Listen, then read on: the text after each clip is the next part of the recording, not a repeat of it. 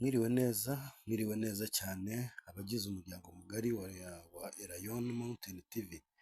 Twongeye kubaramutsa, twongeye kubasuhuza, twongeye kubatashya kandi ntabwo twari duherukanye, ariko turagarutse, turaje kuri bya byegeranyo n'ubundi dusanzwe tubakorera, tukabwira amateka, tukabwira imva n'imvano, byose hamwe tukabirundira ahantu hamwe, tukayibazanira kugira ngo tubagezeho amateka, mumenye amakuru ya Bibiliya, mumenye amakuru y'abahanuzi, mumenye ni bande bagiye bavugwa muri Bibiliya, cyane cyane abahanuzi n'abakozi b'Imana n'abami n'imiryango migari ya Isiraheli. Rero uyu munsi twabateguriye kubahereza amateka y'umuhanuzi Eliya. Eliya muramuzi cyane, ariko hari ibyo mutarimo muziho tugiye kubabwira kandi tugiye kubasobanurira. Uyu muhanuzi muramuzi yuko ari we wenyine na Enoki na nyina w'umwami wacu Yesu bagiye mu ijuru badapfuye. Bibiliya amateka arabivuga, na Bibiliya kandi ikabinonosora neza. Tugiye kwifashisha igitabo cya Bibiliya tuvuga amateka y'umuhanuzi Eliya. Amateka y'umuhanuzi Eliya tuyasanga mu gitabo cy'abami ba mbere n'abami ba kabiri, niho amateka ye arangirira, akarangirira mu gitabo cy'abami ba kabiri, aho yari amaze kwimika Elisa kugira ngo ari we umusimbura ku buhanuzi no gukora ibitangaza. Uyu muhanuzi Eliya tumusanga mu gitabo cy'abami, ba mbere ibice 17, aho yari arimo ahanurira umuhanuzi Ahabu, amubwira ibigiye kuzaba, ko inzara igiye kuzatera mu gihugu imyaka 3 yose. Akamubwira ati rwose inzara igiye kuzatera. Abami ba mbere 17 aravuga ngo bukeye Eliya w'i Tishubi, umwe mu basuhuke b'i Giligali, asanga Ahabu, aramubwira ati ndahiye Uwiteka Imana ya Isiraheli ihoraho, iyo nkorera iteka yuko nta kime cyangwa imvura bizagwa muri iyi myaka, keretse aho nzabihanurira. Aha niho yahanuye, ahanurira Ahabu. Ariko se Ahabu we ni muntu ki? Ahabu ni nde? Ahabu ni mwene nde? Ahabu nawe tumusanga ko ari umwami wari wimye mu gihugu cya Isiraheli muri uwo mwaka, amaze kwima ingoma. Akora ibyangwa n'Uwiteka, akora ibyangwa n'amaso y'Uwiteka, nk'uko Uwiteka yarategetse Abisiraheli, ahubwo akomeza kugendera mu mikorere y'abami bamubanjirije, ndetse ngo we abarusha no kubikora cyane, abarusha ibyaha, abarusha cyane rwose. Ahabu ni muntu ki? Ahabu ni mwene Omuri, yimye ingoma ya Isiraheli mu gihe byari bikomeye cyane. Katureke kuvuga Ahabu, katwigarukire kuri Eliya. Eliya icyo gihe ngo amaze guteza inzara muri Isiraheli, amaze kubivuga, ngo ijambo ry'Uwiteka rimusanga aho yari ari, aramubwira ati mwana wanjye manuka ugende wigire mu kagezi, aho ngaho k'i Serafati niho nzakugaburirira, nzategeka ibikona kuza kuguhera ibyo kurya, imitsima, ngo uzajye unywa n'amazi y'ako kagezi, hanyuma wibereho aho ngaho. Ariko ibikona bikajya biza bikamuzanira inyama, imitsima. Arahaba hamaze igihe, akagezi karakama. Kamaze gukama, Uwiteka arongera aramwimura, aramubwira ati mwana wanjye, nabonye ahandi hantu nkujyana nkajya kukubeshaho kugeza ubwo nzategekera imvura ikagwa. Aramubwira ati nabonye umupfakazi i Serafati, haguruka rero ugende, nzagutungirayo nawe n'uwo mupfakazi. Eliya arahaguruka kuko yumviraga Uwiteka cyane, ndetse agakora ibyo Uwiteka yishimira. Arahaguruka aragenda, ageze i Serafati ahasanga umukecuru cyangwa se umupfakazi aramubwira ati muntu w'Imana uraho. Eliya nawe aramusuhuza turaho. Aramubwira ati rero genda unzanire utuzi mu gacuma ninywere. Akigenda Eliya aramubwira ati ntago unzanira utuzi gusa ahubwo unzanire n'agatsima mu ntoki indye. Eliya uwo mugore aramubwira ati nta gatsima afite ahubwo nsigaranye agafu gake cyane kari mu mperezo n'utuvuta dukeya kugira ngo mvugire abana banjye natwe tukarye twipfire. Aramubwira ati genda umvugire akanjye ukanzanire nkarye, hanyuma y'ibyo kandi ni ukuri nta fu izabura mu kebo kawe, nta n'amavuta azabura mu mperezo yawe. Umukecuru cyangwa se umupfakazi aragenda abikora atyo, bararya. Bamaze kurya ni ukuri ngo nta n'ifu yigeze ibura muri cya kebo cyangwa se ngo amavuta abure muri ya mperezo. Ibyo ni igitangaza kandi nyine nababwiye ko ari Eliya w'igitangaza wakoranaga n'Imana cyane amwumvira.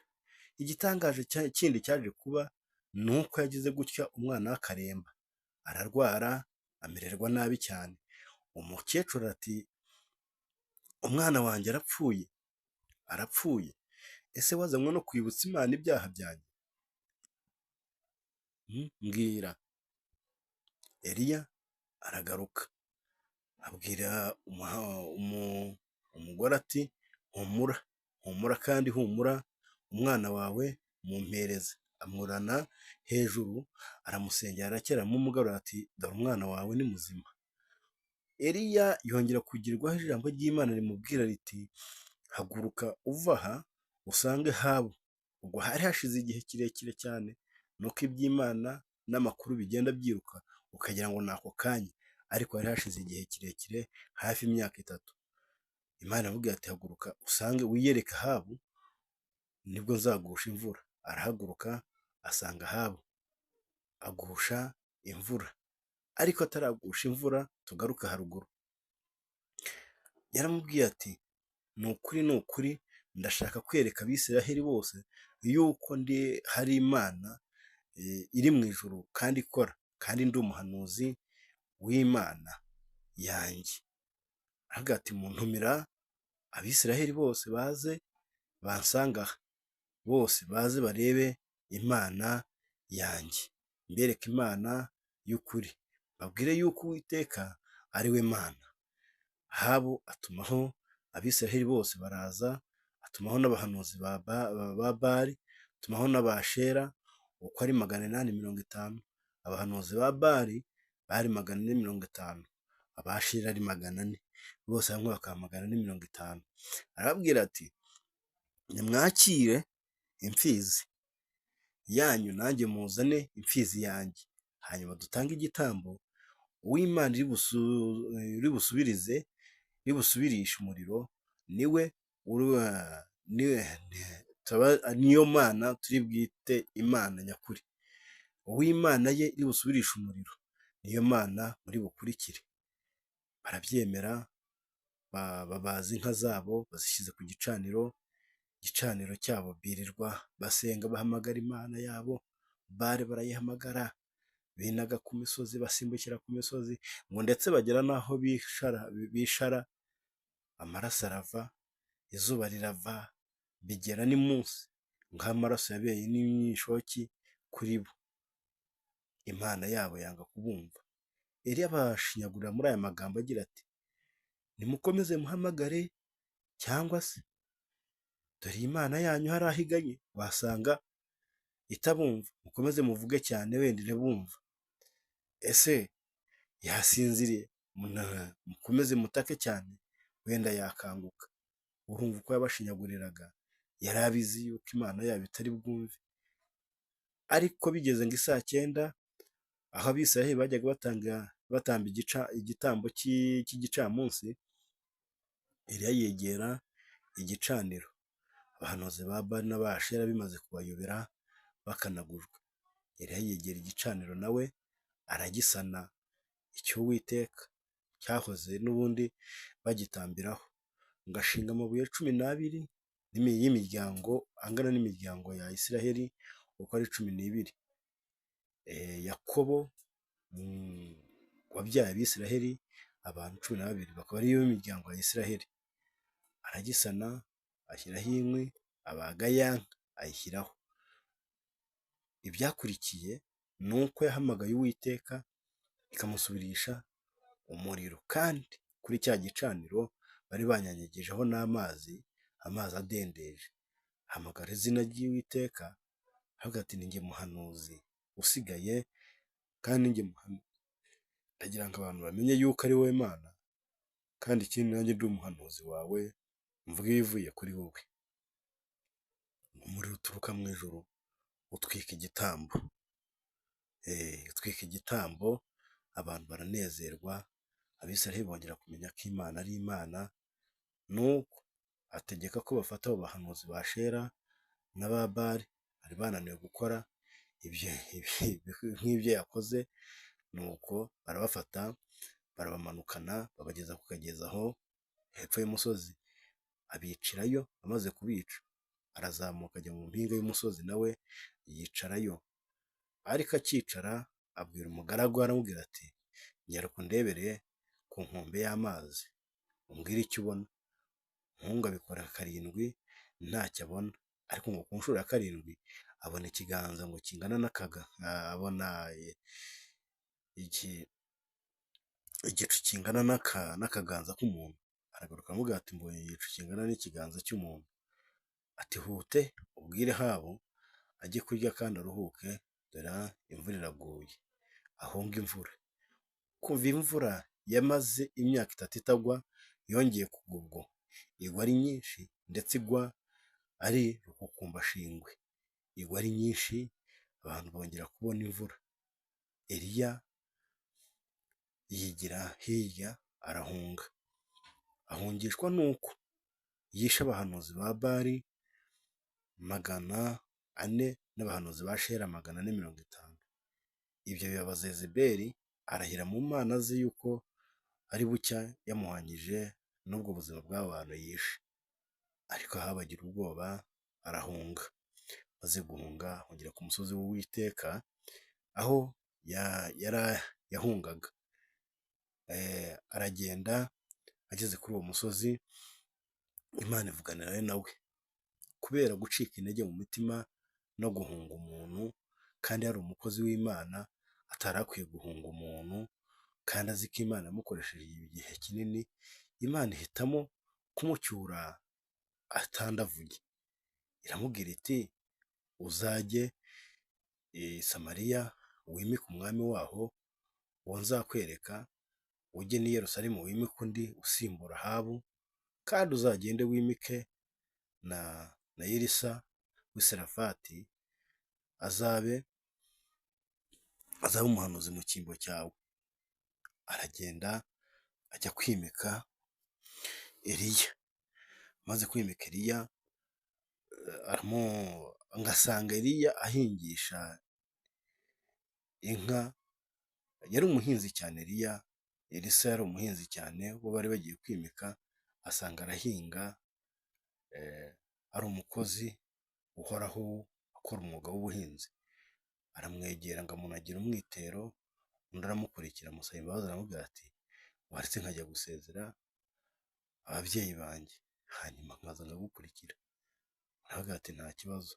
Aragenda akora ibyo yakoraga, arasezera, aratekera abantu, arishima, hanje arabasezera, akurikira Eliya akajya amukorera.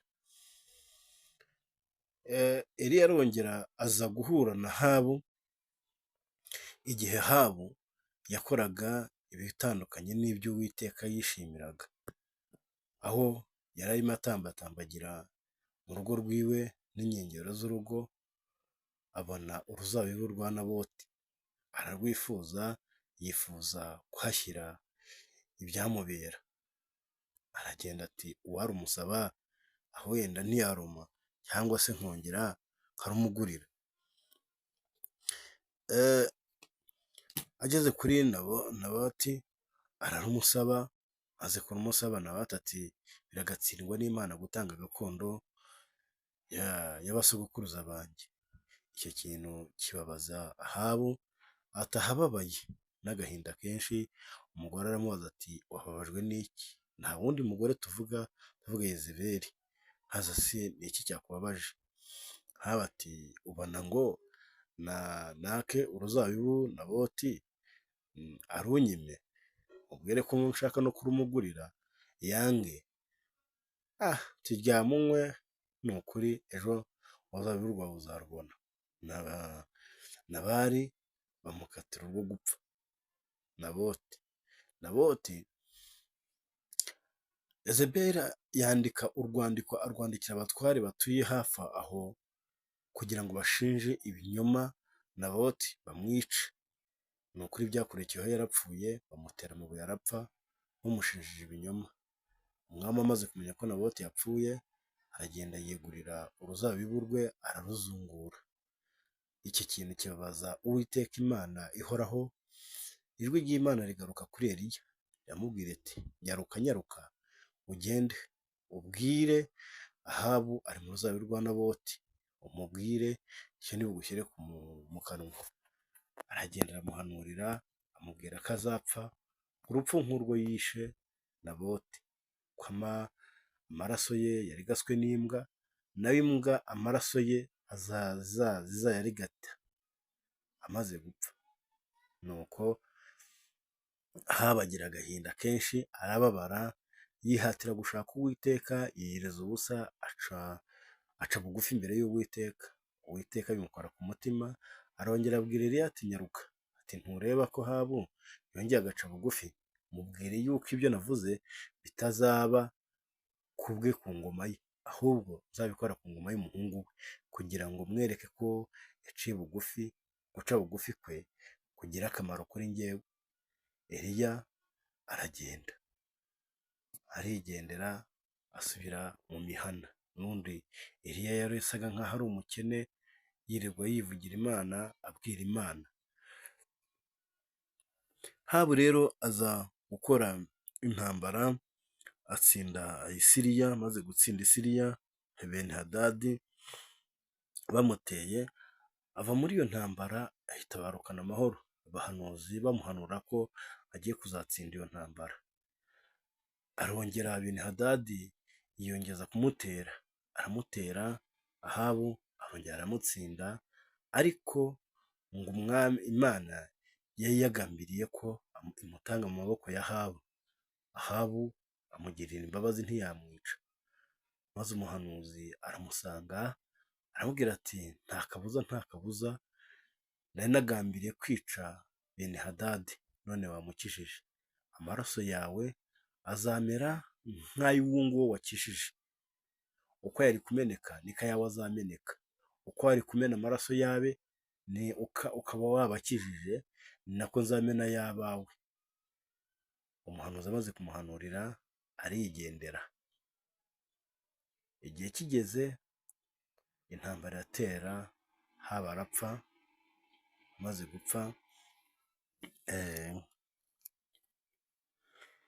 gupfa asimburwa n'umuhungu we ku ngoma.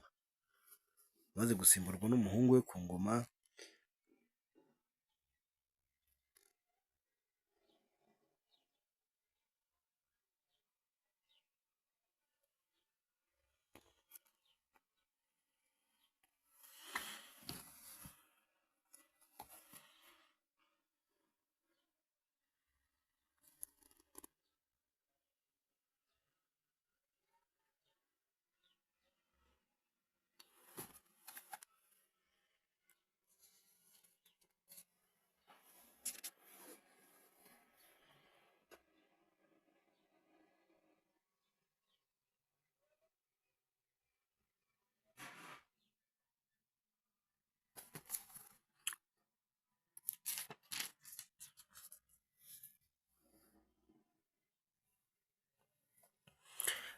Eliya asimburwa n'umuhungu we ku ngoma, uwo bita Aziya. Amaze gusimburwa na Aziya ku ngoma, ariko Ahabu amaze gupfa, nuko Aziya amusimbura ku ngoma ari umuhungu we. Hanyuma y'ibyo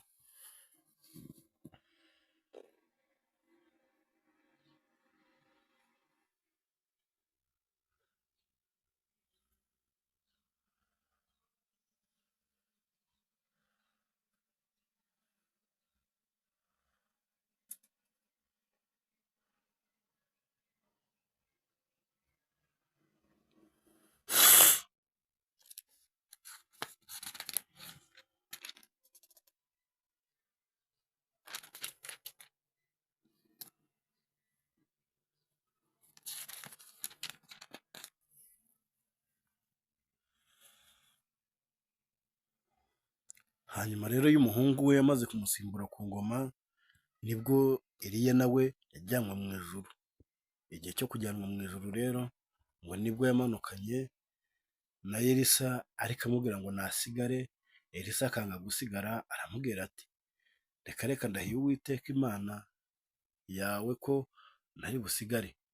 Aramanuka bambuka Yorodani, amuhakana akamubwira ati sigara, undi akanga ati ndahiye Uwiteka ko ntari busigare. Akongera akamubwira ati sigara aha, akamurahira ati ndahiye Uwiteka ko ntari busigare, kugeza ubwo bambukiye Yorodani. Batarambuka Yorodani ariko bahura n'abana b'abahanuzi, baramubwira ati se Elisa urajya hehe ko shobuja agiye kugukurwaho? Eliya ati nimuceceke nimuceceke, ibyo nabimenye nabyo. Baramanuka bambuka Yorodani, ariko batarambuka Yorodani Eliya afata umwitero awukubita ku mazi, amazi acikamo kabiri bambukira humutse. Barambuka bageze hakurya, Eliya yongera kwinginga Elisa ati sigara. Elisa ati ndahiye Uwiteka ko ntari busigare, ni ukuri Imana yanjye ntabwo inyemerera gusigara. Barakomeza baragenda baragenda, ageze ahantu aramubwira ati Eliya urifuza iki kugira ngo usigare aha? Aramubwira ati ndashaka imigabane ibiri y'impano zawe. Eliya aramubwira ati nubona nkukuweho ukambona, umenye ko uyihawe. Hanyuma ako kanya ngo haza umuyaga mwinshi wa serwakira uzamura Eliya, ariko mu kuzamuka ngakomeza kumutumbira Elisa. Hanyuma umwitero we uragwa, umaze kugwa arawutoragura. Eliya ajyanwa mu ijuru atyo, undi akurikiza amaso kugeza ubwo yamuburiye. Asubira inzira yabazanye, aragenda ageze kuri Yorodani nawe abura ukuntu ari bwambuke, ariko yibuka yuko afite umwitero wa Eliya, awufatamo kabiri, awucamo kabiri, umwe awufata mu ntoki, undi awufata mu ntoki, ayigira imigabane ibiri koko. Ariko abahanga bavuga yuko ngo yamuhaye umwitero w'ubuhanuzi akajya ahanura nk'uko nawe na Eliya yahanuraga, ariko ngo awuciyemo kabiri abigira imigabane ibiri, Elisa akajya ahanura ndetse agakora n'ibitangaza nk'uko Eliya yabikoraga. Hanyuma ya myitero yaciyemo kabiri ayikubita ku mazi, amazi acikamo kabiri. Abana b'abahanuzi bamubonye bati dore Imana yari iri muri Eliya iri no muri Elisa. Nuko Elisa akomeza gukora ibitangaza atyo nk'uko yabisigiwe na Eliya. Eliya ajyanwa mu ijuru atyo adapfuye. Amateka ye tuyaburiraho burundu rwose, ariko ni ukuri yari umuhanuzi w'Imana kandi yakoraga icyo Uwiteka ashima. Murakoze cyane, yari nkanjye nk'ibisanzwe nka Rusasira kuri channel yanyu ya Elayon Mountain TV. Murakoze cyane, Imana ibarinde ibagirire neza. Ciao ciao.